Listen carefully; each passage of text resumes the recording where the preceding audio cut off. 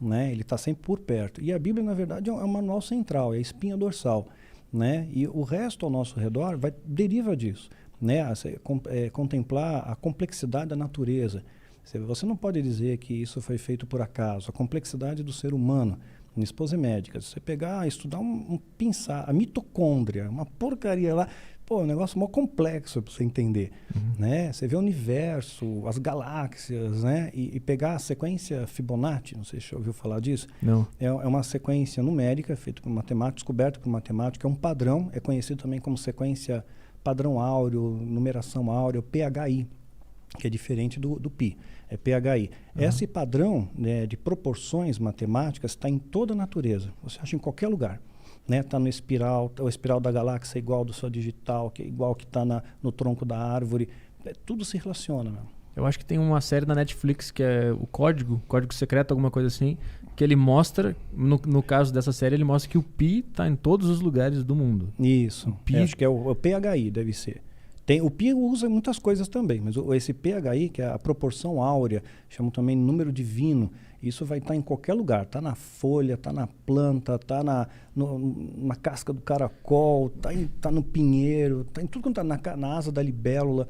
É um padrão matemático, quando você olha, caramba, está em todo lugar. E é exatamente a mesma proporção. Isso não é por acaso. Isso seria a marca de Deus? Exatamente. Eles costumam dizer que é uma espécie do DNA de Deus, a assinatura de Deus na sua criação.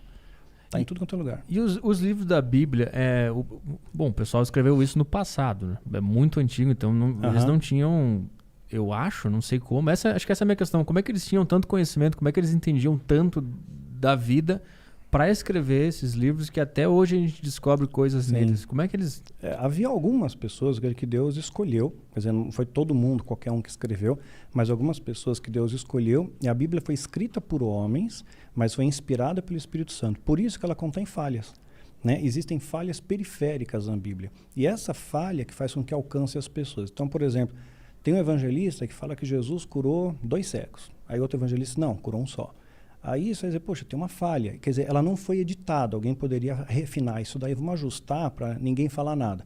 E deixaram. E assim como esse, tem outros pequenos erros periféricos também, até de cronologia e tudo mais. Mas essa imperfeição alcança o homem que é imperfeito. Você vai ver numa prisão, a Bíblia transforma o preso.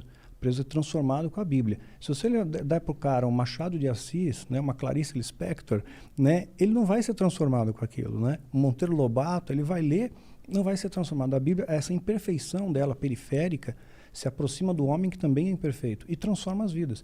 E transforma até o dia de hoje. Quer dizer, tem alguma coisa a mais. Né? O cristianismo é uma das maiores religiões do planeta. Né? Então, não é tanta gente assim que está enganado.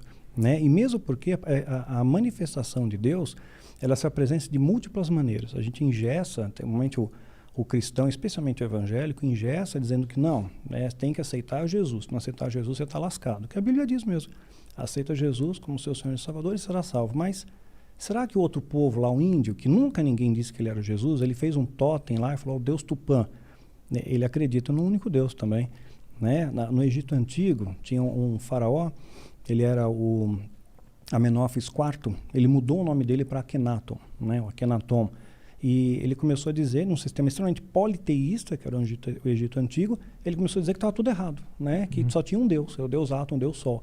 Pô, nos dias de hoje, esse cara sofreu impeachment, né? Porque era uma sociedade completamente politeísta, o cara levanta uma bandeira dessa, fez um templo a Atom, cidade para Atom, para o Deus Sol, um Deus só.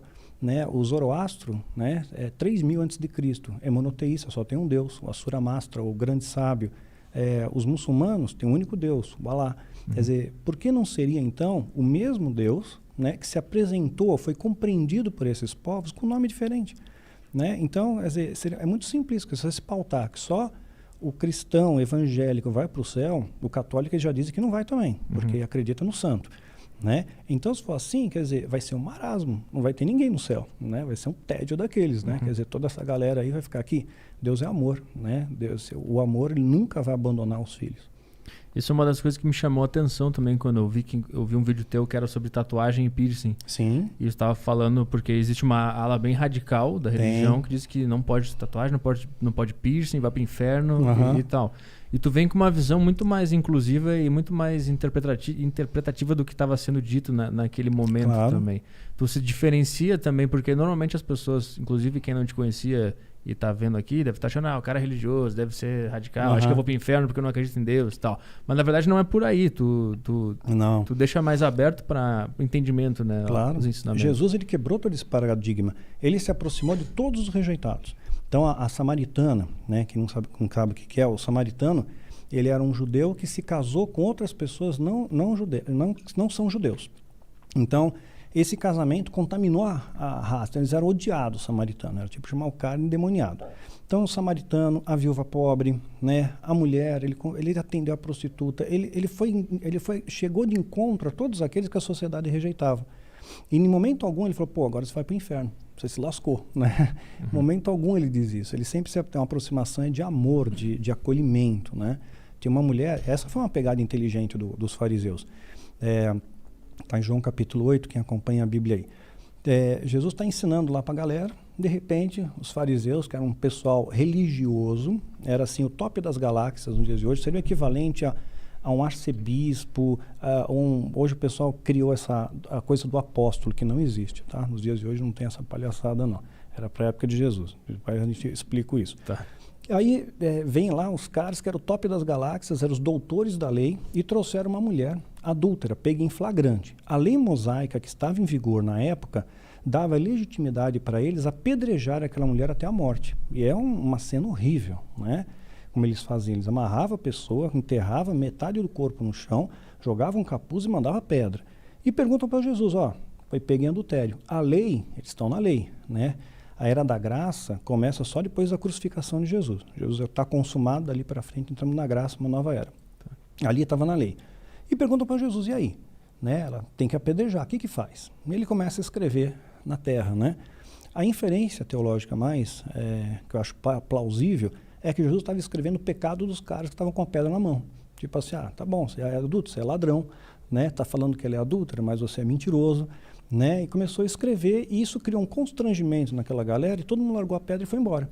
Jesus chega para a mulher e ele não fala, agora, desculpa, você vai para o inferno, eu te livrei da pedrada, mas se você morrer, você vai para o inferno. Não, ele falou, olha, cadê teus acusadores? Não tem nenhum aqui, eu também não te acuso, vai e não peques mais.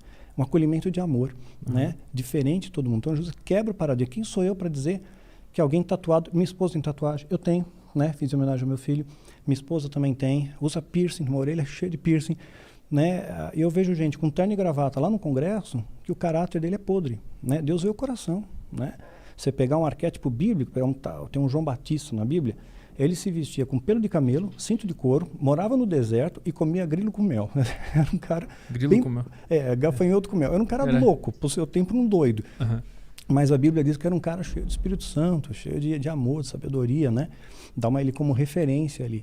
Então, Deus, ele vê o nosso coração, ele não está preocupado, né? Você riscou o teu corpo, você fez uma homenagem, você fez um símbolo que para você tem um sentido, tal. Deus não vai te condenar por causa disso, ele vai te condenar pelas suas ações. Sim. Então, o coração, conheço muito pastor que está no altar, tem programa na TV, terno e gravata, e o cara é um pilantra, um ladrão, sabe? É um Pablo Escobar gospel, né?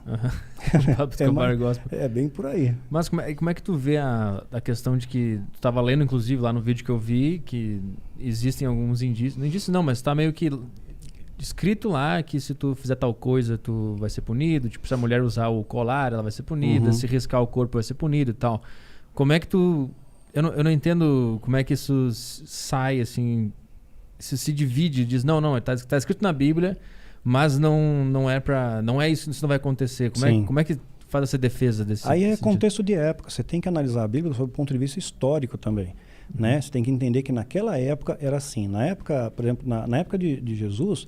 Né? Ou até antes, era comum o homem ter mais de uma mulher. Né? Então você podia ter 4 mulheres, era comum. No início da criação, teve incesto, teve relações incestuosas. Né? Depois, o homem podia ter 4 mulheres. Davi teve 700 mulheres, 700. Salomão, filho de Davi, teve 1000 mulheres. Eu não consigo imaginar uma coisa dessa, né? Tem o Renato Gaúcho. O Renato Gaúcho disse chega lá, até daqui 2 anos eu te vejo, né? Então, quer dizer, muito tempo. Então, esse era um contexto de época. Se você pegar isso para os dias de hoje, pô, tá valendo, eu posso ter 1000 mulheres aí, né, meu? Posso ter um harém, né? Davi, chegou um momento que ele mentiu.